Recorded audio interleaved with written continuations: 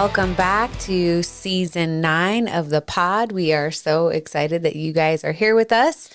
If you are just listening to us, I want to invite you guys to join us on YouTube. Go subscribe.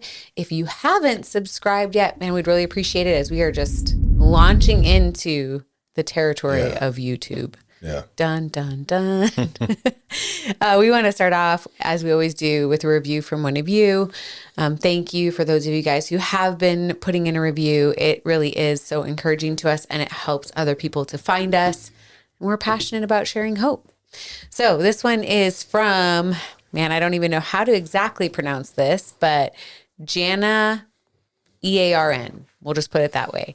It says, don't move until God says so. I actually sent a DM recently and surprisingly got a reply right away. I was angry, mad at my husband for not immediately repenting of his sins and wanting me 1,000%. I love how she put 1,000%. Yeah. We had been listening to your podcast since January after I found out some very devastating news. I wanted to fix it. He accepted Jesus into his heart in February, but then life and stress just continued to make the fight harder, and our hearts got hardened faster than I ever thought. Which, side note, isn't that just how the enemy works? Right. We were at a breaking point, and I wrote you. You said to not move until God says so. I was irritated at first, not going to lie. I'm a stubborn trauma nurse who says things on her mind. Then I continued to read the words over and over and say them in my heart after working night shifts while driving home.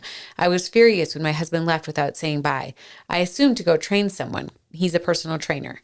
Then I realized it was our church's baptism, and I was even more angry when I decided to drive by church to see if his motorcycle was there. He wouldn't decide to get baptized without telling me, would he? I saw his motorcycle. I'm sorry, I had to go to a different one, and so I'm making sure that I'm on the right thing. I saw his motorcycle in the upper parking lot, and let me tell you, God completely softened my heart by the time I went to the lower parking lot. I knew I had to find him.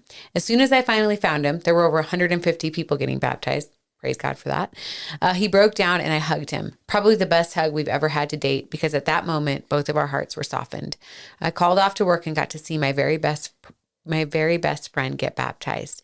He didn't want to tell me because he had felt he needed to do it for himself and not as an attempt to win me back. God is good. And you telling me don't move until God says so was exactly what I needed. We have a long way to go, but I'm so proud of my husband in making this personal step. Thank you for always being raw and going through good and bad times so we can go through them together. And P.S., I love how nothing is rehearsed and it's as if we are hanging out in our living room. Boom.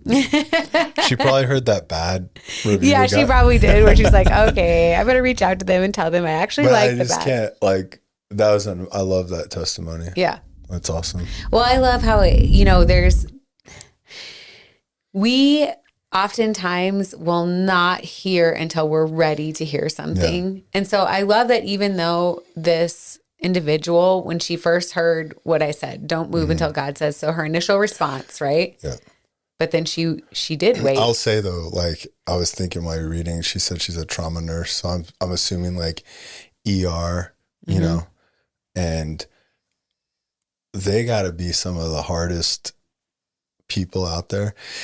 I only know female trauma nurses, that I've met. I don't know any male, but I would say they have to be some of the hardest nurses out there in the nurse world. In the nurse world. Yeah. They got to be the hardest ones. I mean, seriously. Whoever this is, you can let us know if that's actually true. It's 100% true.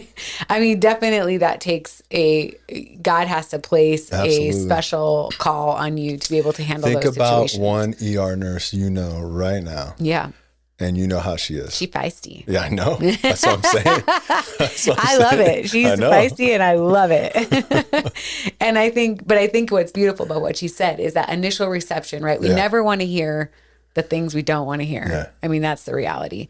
But not only did she listen initially, right? But she recognized enough that she had to sit on it for a little bit. And so she didn't let that initial reaction negate the truth of what was being said and allowed God to work through her in that. And I don't know, it's really powerful, I think, to really have that recognized. Very powerful.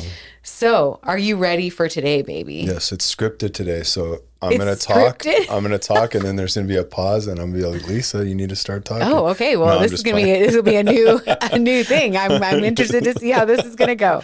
I can barely get us to have a conversation about what we're going to talk about, but we've been getting better about it. As far as getting going and having a discussion about what we're going to talk about. Because you made it just sound like I don't want to talk. You're like, I can barely get you to have a conversation. I mean, about someone, topics. you guys know if you've listened and or if you're watching. So here's the deal. Like I used to, when we initially started the pod, I used to try to like come up with several talking points that would help assure me that we were going in the same direction. And that was quickly negated. Yeah. You're going to just be the sipping coffee guy the whole time on the podcast today.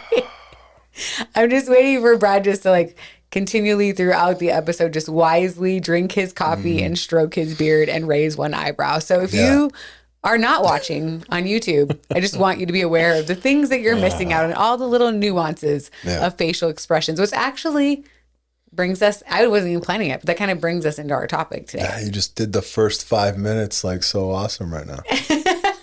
And now it's bad? No, I'm just saying like you tied it up. I mean, right? If you didn't say anything. Okay, then it would have been a good segue. So yes, I shouldn't have said this is a good segue. Yeah, but this is what, so everyone, this is what she does. It does. If it's something that's not planned or if there's awkward silence, she fills it very quickly. Yeah, so I don't like awkward silences. A ton of stories of what just happened. And they're funny. Can you admit that I've gotten better at that? Yes. At sitting in the silence. Yeah. Are you being forced into that right now? Am I supposed to say something awkward because there's a silence? No. You're just like, I just feel like I should test this. Yes. This happens on our episodes and people don't know it. When I'm not saying anything, you give me like this panic look, then you just start talking again. I do. So. Because I told them this today. One of my annoyances, okay, when we start an episode is like sometimes, and I'll throw you under the bus right now. If you're a little cranky when we get started, which last week you were, because we were setting up everything for the first time on our own. Yeah. And so it's like extra stressors, right? The first time for when we've been on YouTube by ourselves, right? Yeah. And so you're trying to get like all of these various angles and lighting, and this is not our forte, guys. So just listen, love us and our imperfections. If it was up to me, I would have fixed cameras in this room. If it was up to you. If it was up to me. Like, so we just walk in. Brad's bougie. He likes to pretend like we just got money. If someone's listening right now and you just have a setup, you want to donate to Unrelenting Pursuit. You're like, here's we three would cameras. Love it. We would love it. And we will make all Brad's dreams come true. But in the meantime, when he's a little cranky, it takes a hot minute for you to like warm up. Yeah, but I will say this. I think you're the only one that knows. Well, now I'm telling everyone. So there's that. Yes. But it takes a little bit. And so then I'm like, typically when we start an episode, like I start off, I'll read the review and I kind of just start talking a little bit. But then you jump in and it's like my favorite thing in the world is when you are talking, because I just think you have so much wisdom. I really do. And when you start talking, it's like, yes, baby, I love it. Okay, this is not sexual, just so you know. So I wasn't taking it there, but if that's what's on your mind. Okay. Like, anyways. Okay. Behold. Behold, is that what you like that? I can't help it. All right. So anyways, last week, it was probably about 10 minutes into the episode before you got rolling, and you had a slightly grumpy expression on your face. So like I said, if you're not on YouTube, you're missing it. And yes, I will try to fill, like I'll keep going, but then I'm kind of giving you the look like, boo, when are you going to jump in? Yeah. So I am definitely, I like routine. Yes. Awkward silence. I like routine. I really do. Yes.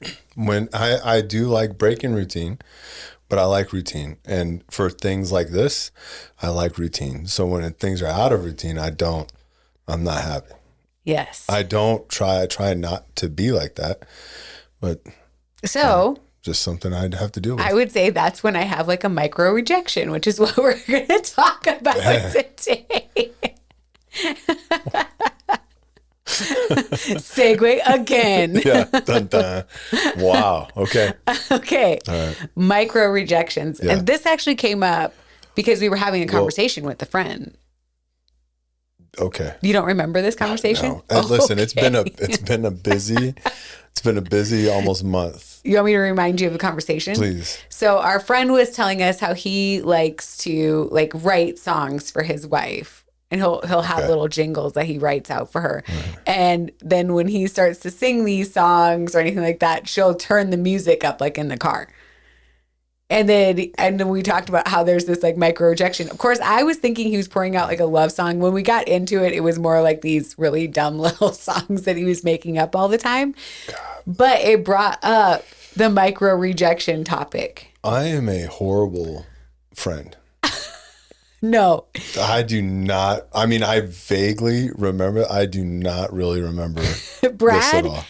You guys have to give, you have to give him so much grace. You remember now? No, yeah. Okay. All right. But also because he has been basically, this is his first time off in probably 3 weeks now that you've had time off. Just about.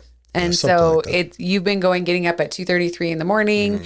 This is the time of year when you're going through cadre of the selection course. And so you are tired basically all of the time. Yeah. So you get grace for not remembering how this came up. How did you think it came up? I don't know. You just thought it was this micro-rejection. Yes. I had no idea. I just thought your brain was like, we're going to talk about micro-rejections. So there goes our brain again, just whirling. I mean, your brain, we've talked about this. Your brain is like, like the spaghetti bowl in Houston. Right. Just all the freeways are intertwining and zooming in and out. And so I just thought it was something that I don't actually remember until right now where you got the topic to do it. But I think it's great. Yes. So before we really get started, we want to define it. So what we would consider to be rejection and the difference between rejection and micro-rejection. So rejection is just very clear and direct, right? Like it's pretty black and white. You're meaning to do something. It's a direct dismissal or refusal. It usually causes pretty immediate reaction and hurt. So I would say our definition of rejection is like the difference between intentional and unintentional. Yep. So micro-rejection, it's subtle. Most often it's unintentional. It suggests disinterest or suggests disregard. That's how we would define micro rejections. And typically I would say an overt rejection has the impact to have a pretty lasting impact pretty immediately, where I feel like micro rejections are kind of a pattern that erodes relationships over a period of time. Yeah. I agree. Excellent.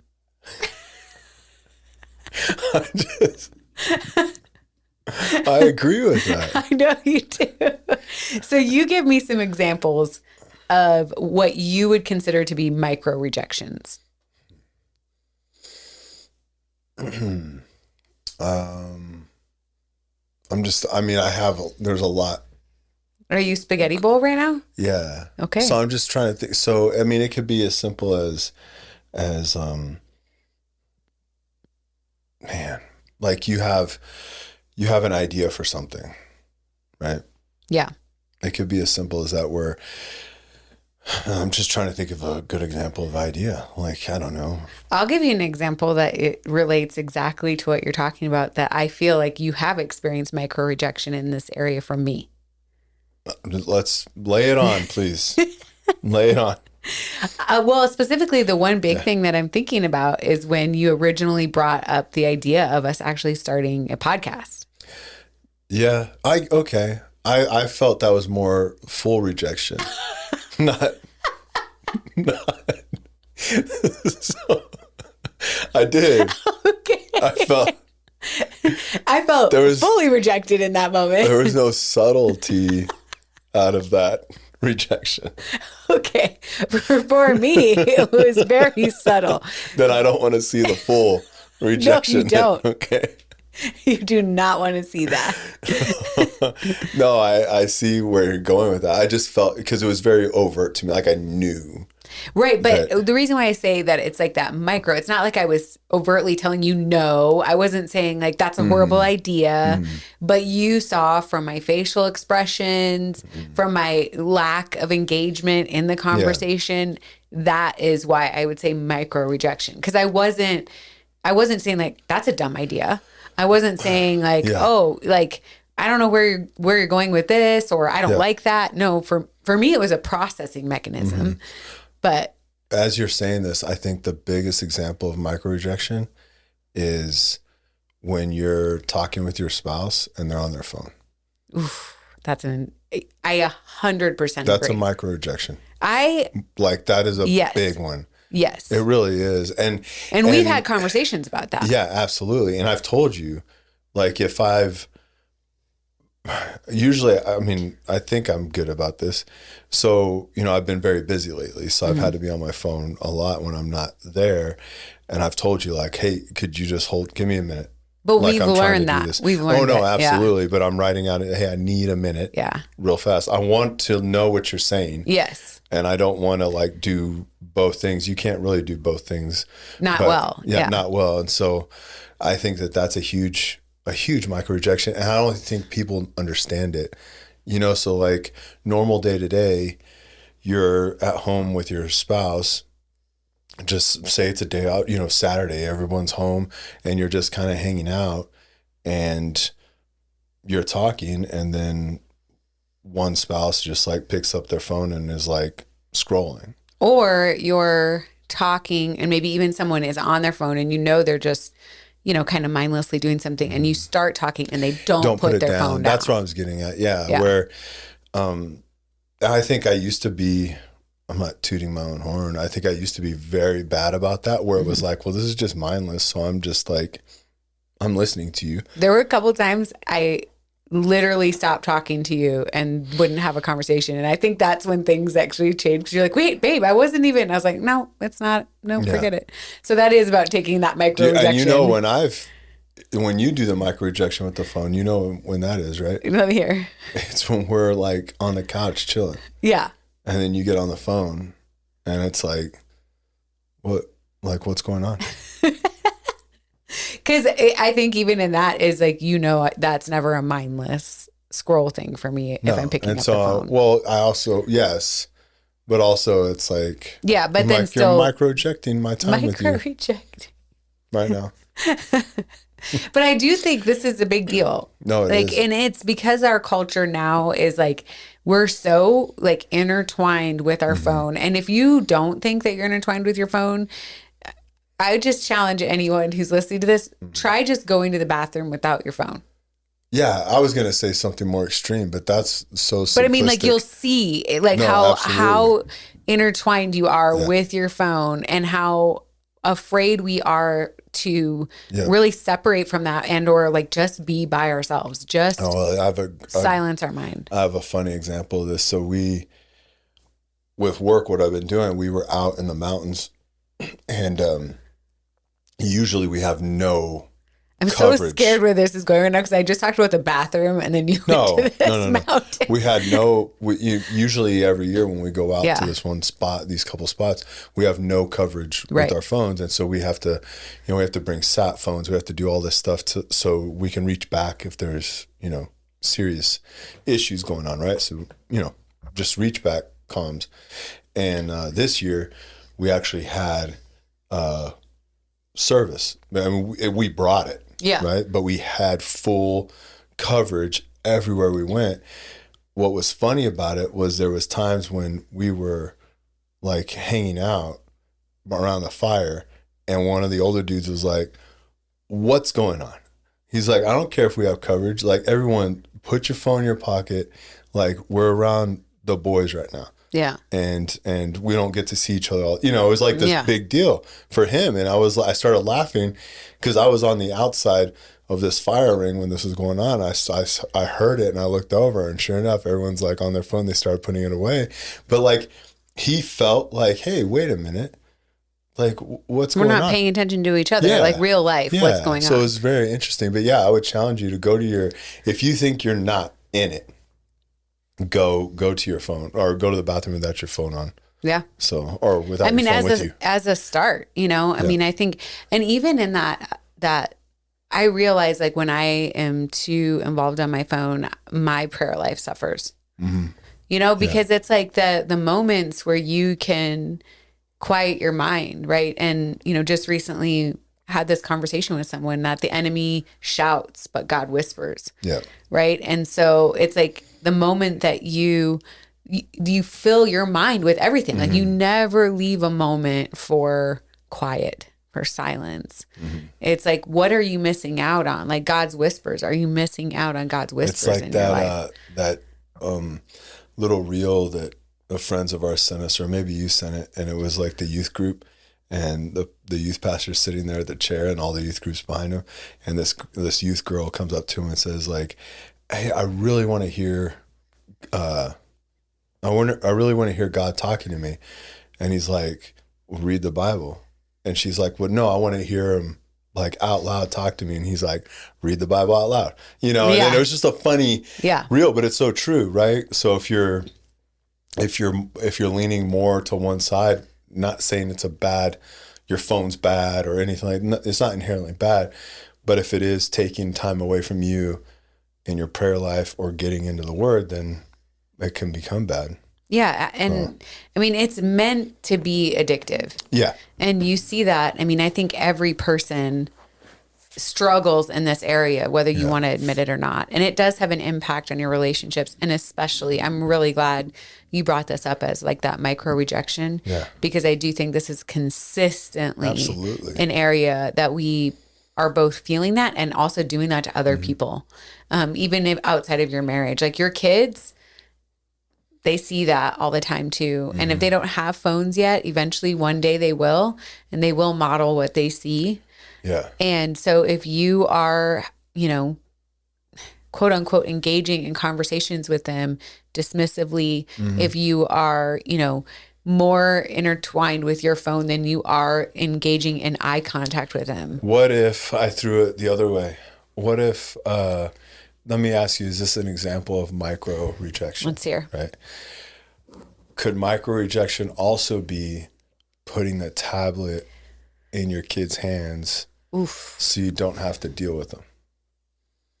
I would say to me, that's more of an overt checkout / rejection of dealing with the reality of a situation. I don't know if necessarily like anyone's realizing like the nuance of a micro rejection in that point. But they're not realizing any nuance. So we were at the restaurant the other day, and a table right next to us, they all came in, sat down. Probably the kids' ages were probably like 12 to 6, maybe. Wouldn't you say 6 to 12? Well, I was thinking of the oldest first. I can see them in my head, like where they were sitting at the table. But nobody starts with the largest number. It says 12 to 6. Whatever. I just got micro-rejected. We're just trying to give examples. Yeah. Guys, in real time, we're going to micro-reject each other. Yeah. That way you guys can understand. So I could see where I know exactly where they were all sitting. Like I could see in my head. So I was just going from the oldest down. Every single one of them had a tablet and was watching one of their shows with headphones on. Yeah. Every single one of them. Yeah, yeah. And it grieves our heart when we see that. It really does, because you blink and they move out of the house, you know. But I was looking at that, and now that I'm thinking of it, like, yes, I do feel it's checked out parenting, but I don't think people see it like that. No. But also, it is a type of rejection. Yeah. Because instead of me like saying, hey, you know, you don't interrupt when the adults are talking. You know, I don't say it that harshly, but maybe. But, you know, instead of them understanding the social cues of the table as kids, right, learning, and saying excuse me, and learning and seeing conversation and engaging that, and then, you know, actually able to hold a conversation, even if you're 6. Yeah, like it's, you know, you can do this. Absolutely. Right? Now you just have parents that want to, that are basically like, dragging their kids along, sit them at the table, put a electronic in front of them and throw some tacos at them. And then they get to sit there and have their own conversation and not worry about the kids. And it's like, that sucks. Yeah. Like, make time to go on a date. If you guys need time by yourself or you need time out with a couple, go on a date. But if you are going to invest both the money and effort to have your kids come along, it is such a learning opportunity. Like, and there are times where, I remember when our kids were little that one of us was outside with a screaming kid because they weren't able to navigate it in a healthy way yet. But it was a learning thing. Yeah. It was like, no, you're going to do that. We're going outside. And that only happened a few times because it was like, no, I'm just saying that I could look at that as either or. I would say that I could look at that as a micro-rejection that no one's getting. Yeah. Because no one thinks it's bad. Right. So it's like, no, I'm just entertaining my kids so they can have fun because they're not going to have fun just sitting at the table. Guess what? Life ain't always fun. But also they will. They have other friends there. So it's like, let them, force them to talk, right? Yeah. Force them to recognize that it's important to be able to look at somebody in the eyes and have conversation. But that just personally. Yeah, I agree with you. I agree. Would say that's a micro-rejection. Not recognizing or dumbing down your spouse's talents or ability to do things. Right. I think one of the examples we talked about was jokes at your spouse's expense. Yeah. Like all those little things that in the moment while you're engaging in conversation with other adults or just having fun, at a barbecue or whatever, that in reality, how's your spouse taking this, right? Yeah. Like, don't get me wrong, like we laugh about things we've done so many times. Yeah. But I'm not sitting there making fun of you. Right. At all. I won't even say making fun of you in front of others because I just don't do it, period. Like, yes, I laugh at like, oh, you said this or you act like this, of course. But it's not. There's a difference for sure. I think you're exactly right because we love laughing and we actually enjoy making fun of one another and ourselves, but in a way that is still honoring, if that makes sense. Yeah. So like, there's never going to be this underlining tone of disrespect, of dishonor, or of just. I think, one of my spots that really like impacts me is if I feel stupid. Right. And that's funny because like you can make fun of me about certain things all day long, but if you make me feel stupid and there's just certain things. And so we all have these little areas that would be like a micro-rejection. Like there's a difference. So in this realm, you have to think of it like this. There's a difference between laughing at someone and laughing with someone. Absolutely. Even if you're bringing up something they did. Like that's, that is a thing. Oh, yeah. That's why, like, it's one of the funniest stories you always like to tell people is how I have filled awkward silences throughout our marriage. But you think it's funny, too. Yeah. And I'm able to really laugh at that stuff, too. And vice versa. When you've done something, you have the ability to laugh. So knowing how your spouse handles those things and also knowing the intention behind it, right? If you're going to make a mockery of your spouse in front of other people at their expense, that is both I would say a blatant and micro rejection that is happening. Yeah. And you should never do that. Like if everyone's laughing and your spouse is laughing, I think that's where it becomes like this micro rejection where, it might not even, your spouse doesn't really like it, but then everybody's laughing. So they feel like they need to laugh. Yeah. So then it's like, what's the big deal? What I should be doing. It's cool. But that is a big micro rejection. And you don't know, like kind of like what you said, I kind of take the micro rejections as a drop of water that's constantly dripping and it looks fine. Everything looks fine. But then it just starts eroding, the rock or starts, I don't know why that popped in my head, but like the old torture technique of like the drops of water on your forehead. Right. I did not know that was an old torture technique, Brad, but thank you. All right. So, yeah.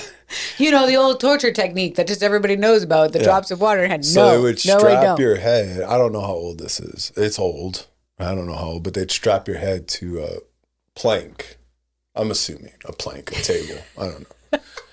And above you, a little ways is water that would drop, like little droplets of water, like, not a stream, Right. like little like drops, like Yeah. bloop, bloop, bloop, like, but it would hit you right in the forehead, right? Over and over. I could see that as being a torture technique. Now listen, it's not going to erode your skin. I don't think so. I'm not a doctor, but what that is over time, all of a sudden that little like tap became like unbearable, right? It was just this constant tap. So at first these micro-rejections are just little droplets of water that are dropping on you, maybe a little annoying, no big deal. And then it just keeps going and going and going. And then eventually it's like, I can't take this anymore. Yeah. Like, this is not, I don't want to be a part of this. I don't, I'm tired of it all the way. I think micro-rejections a lot of times involve tone and facial expressions. Yeah. I think like the reality is the longer that you have been with someone, with your spouse, the more nuanced you get about what they say or their actions versus their facial expressions and their tone. And it's so often like, it's a beautiful part of marriage, right? Is I can look at you and I can know what you're thinking just by your facial expressions or how you're feeling by the tone that you have when you're saying something.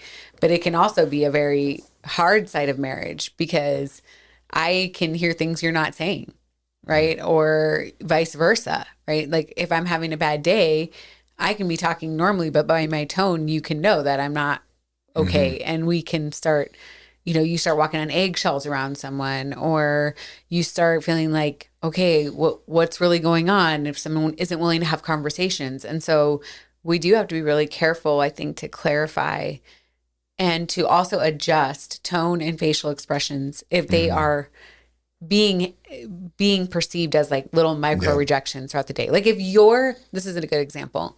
If your love language is physical touch, right? And so because of that, you automatically demonstrate love by physical touch.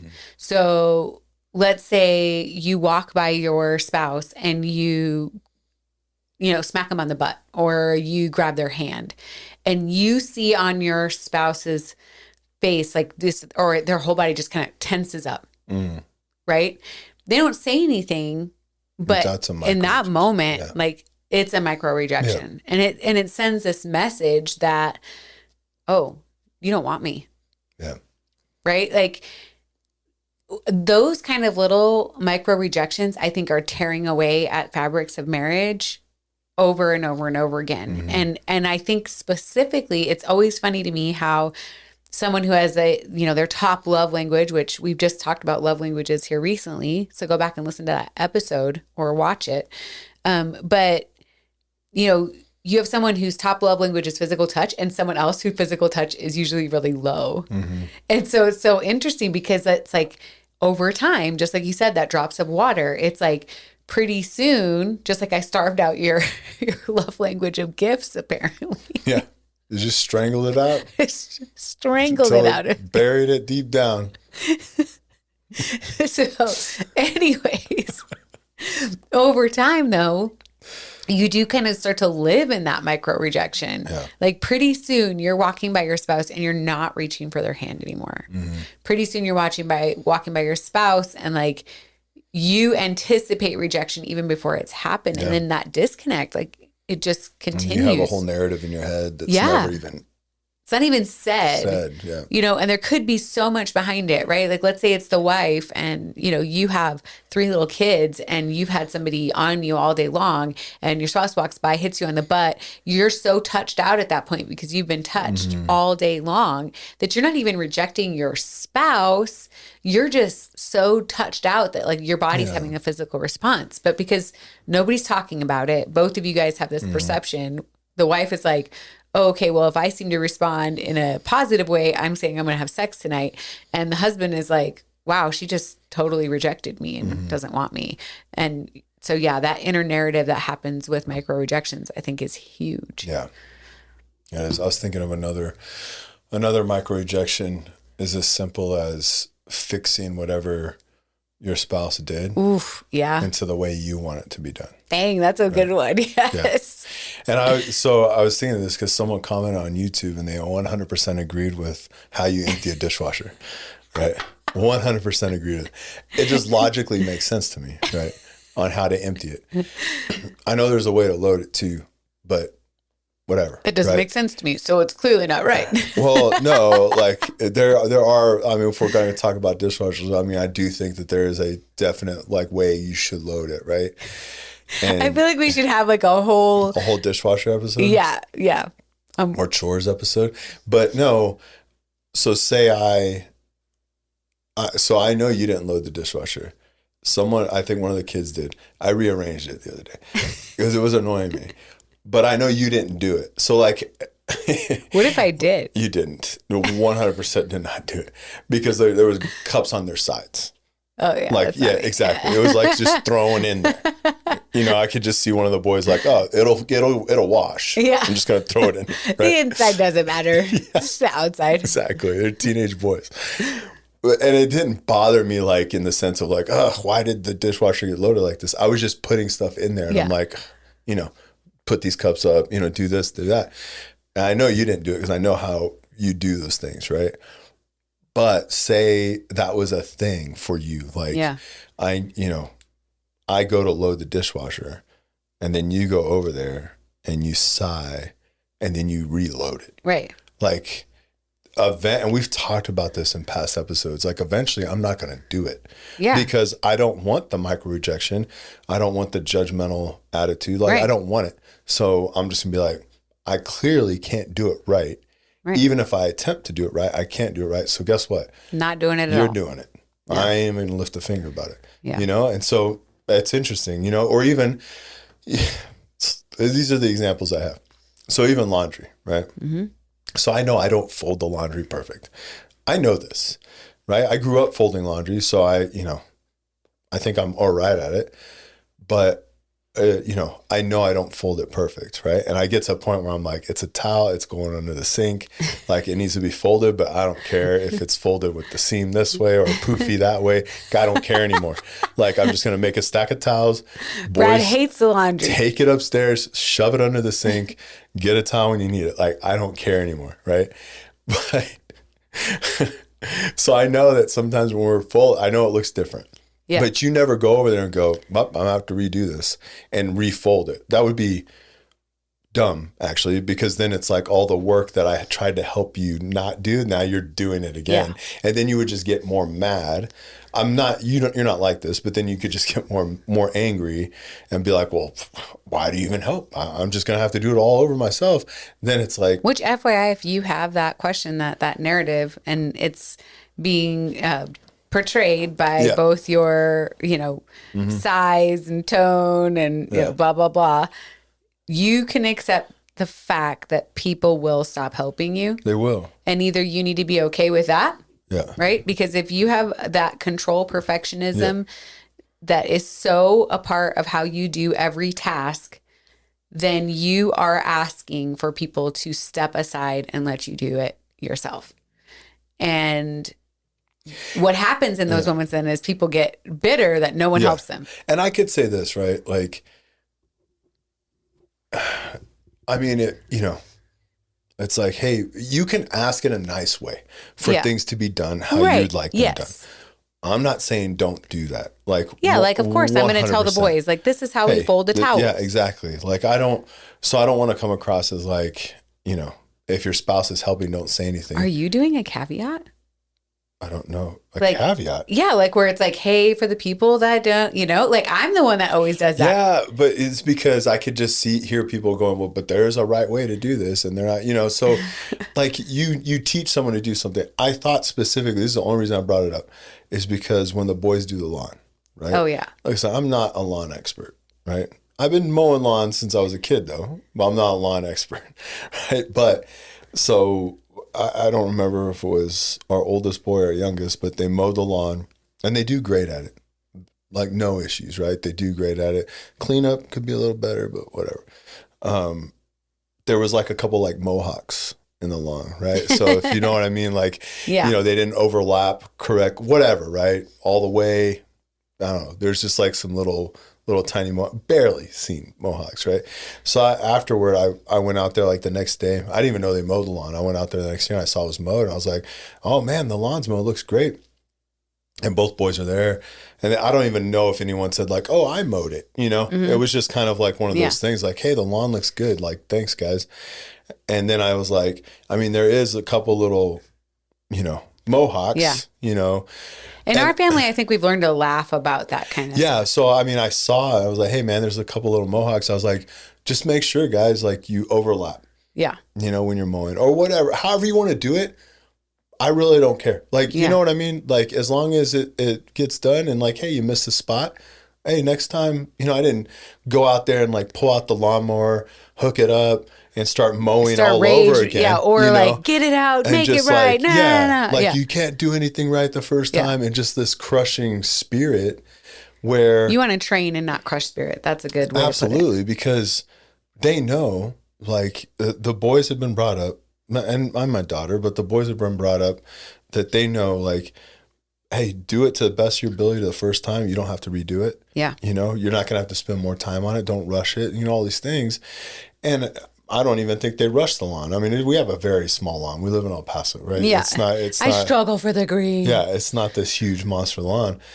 So it's super easy to mow. But I didn't get on to them about that. I was just like pointed out, hey, man, next time. Yeah. Like, you know, just make sure you grab those little, you know, spots. And he's fine. Absolutely. He was like, yeah, no big deal. But, you know, I could have come down hard, you know, and also I didn't want to reject what they did. Yeah, right? that's like, the big thing. I didn't want to like negate whether you had to tell them or not, which you probably had to tell them to go out and mow lawn. Like, you know, whatever. But whether you told them or not, they went out and did it. And I didn't want to go out there and just squash their effort because there was like one mohawk in the lawn. Yeah. You know, like it's not that big of a deal to me. It really isn't. I mean, the lawn looked great. It's not that big of a deal. There's a little mohawk. I don't care. I don't even care who sees it. Like that's kind of, you know, my attitude. Right. But that shows that you aren't having like, that's where people do make the mistake is that control elements there so much that not only are you with your spouse or with your kids just coming in and like, this is like, you are squashing their efforts, right? Even though it's imperfect, you squash their efforts and you don't take the opportunity to train. And then that happens with our spouse is the same kind of thing. Like if your spouse feels like a child that's being corrected, like then it is these little micro rejections that are happening in your marriage like over constant. And over and over. Live up to something, you know, and that's why I just like I am caveating, right? You know, you should talk. So if it's something that really bothers you, like say me loading the dishwasher like really bothers like this is a problem, right? It's weird to me. Let's make it personal. Let's say your side of the closet really bothered me. Oh yeah, we're about to get real. I'm about to get real right now. I'm gonna take a sip of my coffee. Which it doesn't, by the way, until you lose your underwear. That's the only time it bothers me. It is. I think about this a lot. You don't realize this. I am amazed. I'm not even trying to see if it's going to bother you at some point. I'm amazed that it doesn't bother you. I really am. And I know we've been through a lot. Yeah. Right? So I get that. But I am truly amazed that it doesn't bother you. I'm truly amazed that the top of the closet, I don't think really bothers you. It does bother me a little bit, but but not to the point like, I guess for me, yes, what we've gone through, I'm like, it does. Okay. How many bags and backpacks can one man have? I don't understand.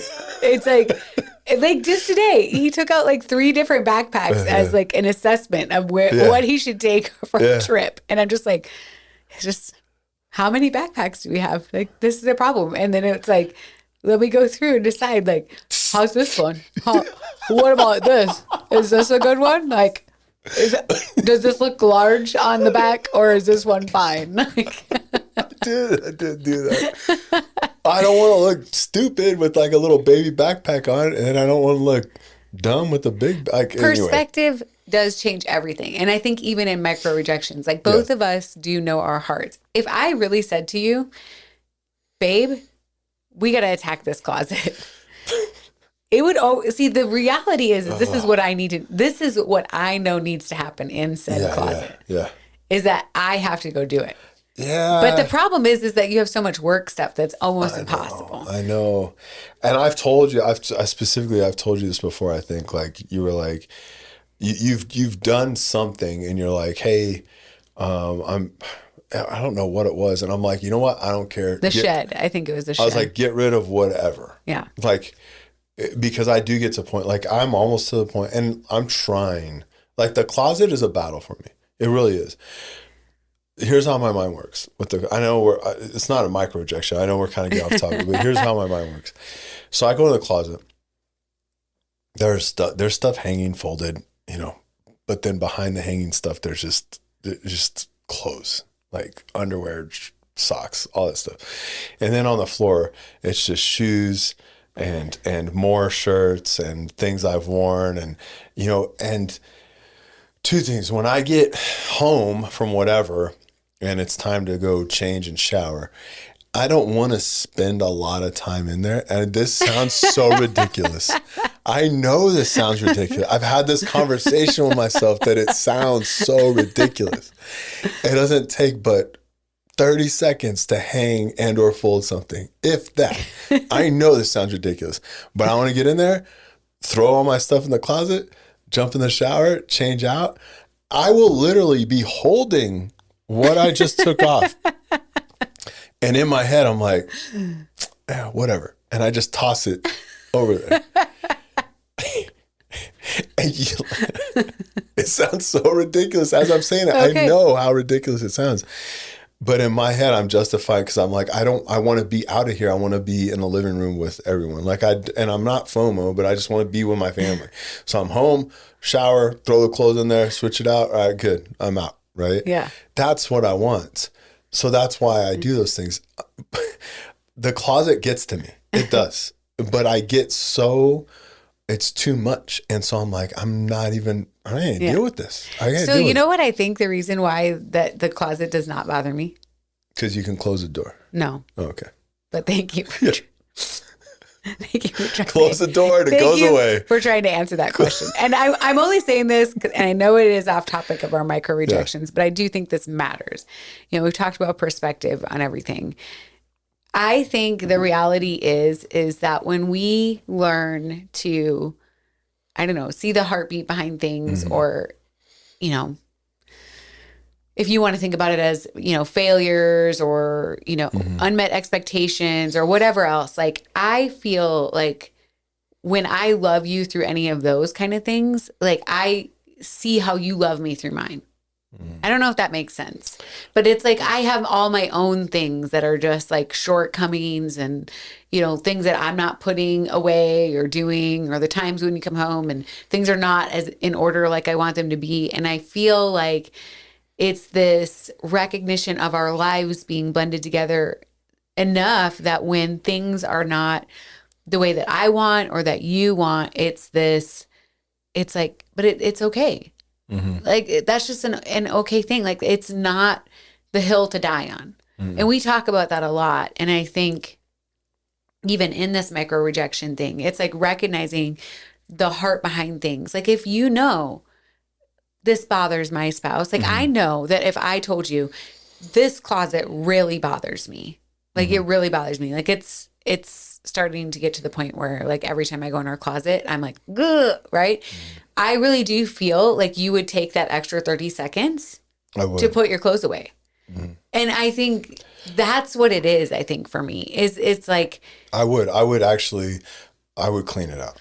Yeah. Because I'd be like, okay, this is something that I took the effort to verbalize this really bothered me. And I think you would do it. Want you to do that if it's something, because I don't want you to have that on your mind. Right. So like, yeah, I wouldn't even take that as a rejection or a micro-rejection. It would just be, and that's where I'm getting at, I think, where it's like, hey, if something bothers you as a spouse, you can bring it up in a non-confrontational, non-judging way. Yeah. Right? Like, hey, this really bothers me. I wish, how can we work on this? Or is there something we can do about it? Or what's a system we can put in place? Let's tackle this together. Yes. And then there's going to be a spot for everything. And so then all you have to do is you can put your shoes right there. Yeah. You can, whatever it is, but that, let me show you how I'd like this to be done because, and this is my rationale behind it. And if you could do this, that'd be great. But then not sign when it's not done. And that's what I'm getting. Those are the micro-rejections. So I'm not saying negate what you like or what you would like in the home, right? Don't negate that because it is both of you navigating this marriage. Yeah. Don't negate your parenting. It's both of you navigating all these things. So I'm not saying just swallow everything and don't say anything because you don't want to reject your spouse in any way. No, there should be a healthy back and forth that you can do. Right.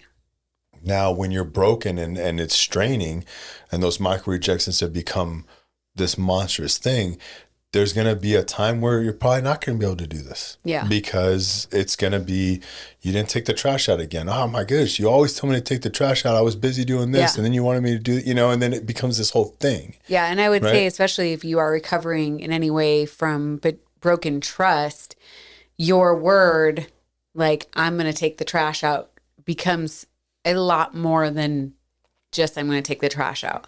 Yeah. And so like making sure when you're like, those micro rejections are there, but especially if you're in that rebuilding trust phase, you say. So there's times where, it's more hyper focused, hypersensitive. But overall, if you're in this marriage that's moving in the right direction, know that you are doing micro rejections. I've done them. You've done them. Yeah. Like you are, it is happening. And I think the biggest thing with what we've talked about today is just understanding that those exist. And now that you're aware of it, being self-aware on what you're doing with that. Yeah. Right. And that's really, that covers everything really, being self-aware, but now that it's in the light, now that you're like, I'm thinking right now, or you should be thinking right now, like, what am I doing? What are my micro-rejections to my spouse that I don't even know I'm doing? Yeah. Because we always see when someone else does it to us. Absolutely. But it's really hard to see in ourselves. Yeah. So what am I doing that has these little, drops on the forehead? Whatever it is, like, what am I doing that's making this happen?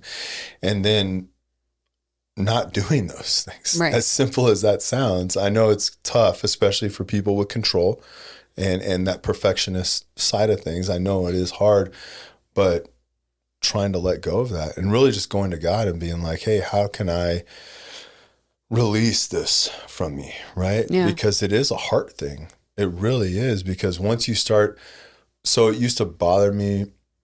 Oh, maybe you took this as a micro rejection or a corrective action or something. Let me hear. So we were in the kitchen, or I was walking in the kitchen. You were already in the kitchen and you opened up. So everyone picture our kitchen, drawer on an island on the far right side of the kitchen.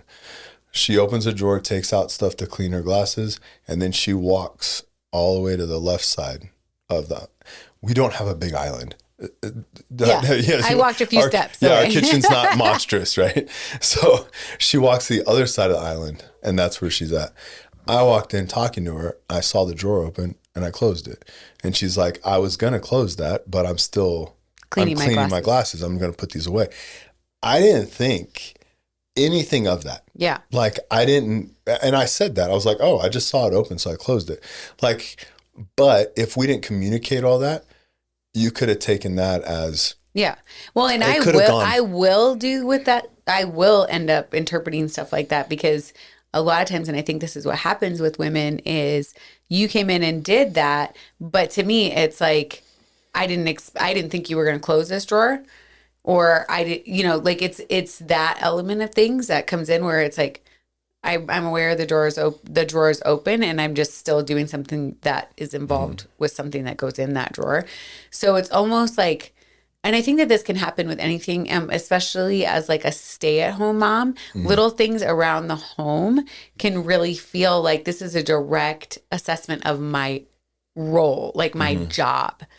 And so then you can really start to feel micro rejections in that area, I think a lot quicker than, let's say, when you come in and I'm like, doing something behind you or whatever, because it's not necessarily what you would look as your like job. Yeah. I don't know if that makes sense. No, it does. I mean, and also I didn't slam the door or the drawer closed. I didn't even say anything. I was literally talking to you about something totally different and just closed it. Yeah. And then you were like, oh, I was going to close that. And I was like, oh, okay. Yeah. Well, I closed it. Like, no big deal. That's what we have learned to do, is to have like those little conversations. Like, I know, which you probably don't even realize, but for me is like a big deal.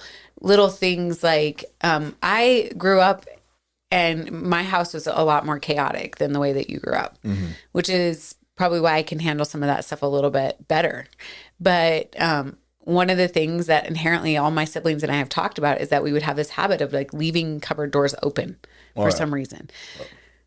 And that's something that I really like focused in on, because I knew that bothered you, was like that any cupboards were open. And not that I wanted them open. I'd be doing something and then I'd get distracted by something else and blah, blah, blah. But when you would go in and talk about like cupboards, I'm like, oh, like it would drive me crazy, because I'm like not wanting to do those things. And so that was something like I really worked hard on. And I don't even remember.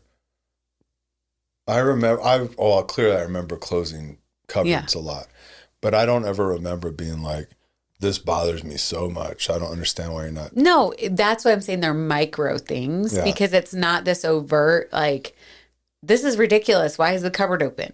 No. It's like, but when you're going around behind me and closing drawers or doing stuff like that, then I'm perceiving those things as like, okay, failure of my role. And so it's just funny how those things can be played out, like in a marriage, or, specifically when you are doing things and completely unaware of how your spouse might be perceiving it. Conversations matter so much with this stuff, and like communication is huge. Or just saying like, oh, I didn't mean to do that. I'm trying to do, like, clarify. It's all communication wrapped up, right? But tone, facial expressions, nonverbal communication, regular communication, it's all wrapped up in that, because micro-rejections can be simply ignoring what your spouse is saying or writing it off like it's not that big of a deal, don't really care. Yeah. And if you're not communicating all those things, or if that does happen and you're like, hey, I actually really care about this, and then re-engaging, then it just becomes these things that build up and build up. And it's like the whole, like, how do you eat an elephant, right? One bite at a time. I don't know if anyone's ever ate an elephant, by the way. I don't know why that's a saying. Maybe it's just because it's a big animal. I'm assuming. Yeah. But, it's that one bite at a time, right? And that's all this is. This builds up to where it starts becoming full rejection, to where you start. That chasm. Yeah. The chasm starts getting bigger and bigger. You don't talk to each other anymore. You're not having sex with each other anymore. Like all these things, this chasm keeps growing. And then it's, hey, I'm at work and this person actually doesn't reject me. Right. Micro rejections all the time. This person actually listens to what I do. They want to hear what's going on. And I'm at home and I'm going out and this person actually cares about what I do, and all these things. That person isn't rejecting my physical touch. It's just like a door that. It's a huge thing. You don't want to open. It's such a simple, small little thing at the beginning that can just blow up into, I'm getting a divorce. Yeah. And then someone else is like, what? What are you talking about? Like, everything's perfect. Yeah. So it does come down to communication. But I would say like a challenge for this is the looking in the mirror. Yeah, absolutely. Really deep dive this, right? Don't be, just like, oh, well, I'm trying to think of my day to day and I don't really think I do, micro reject my wife and or my husband. No, like sit down and really sit on this for a minute and really think like, what have I done? Actions. What have I done with facial expressions? What have I done that has blown off what my spouse says? Have I been on my phone while they're talking and not put it down? Like, all these things, like these are all constant micro rejections that just, the more I think about this, I mean, that's the challenge, but the more I think about this is like, how many marriages can be that much better if they tackled this one issue? Absolutely. This one issue. But forget all the other things that we say. You tackle this one issue, how much better can your marriage be? For sure. All right. Well, thank you guys so much for joining us. We will see you next week. If you guys have not subscribed on YouTube yet, we want to invite you guys to do that. Leave us a review, send us a DM. We want to hear from you guys. We'll see you next week.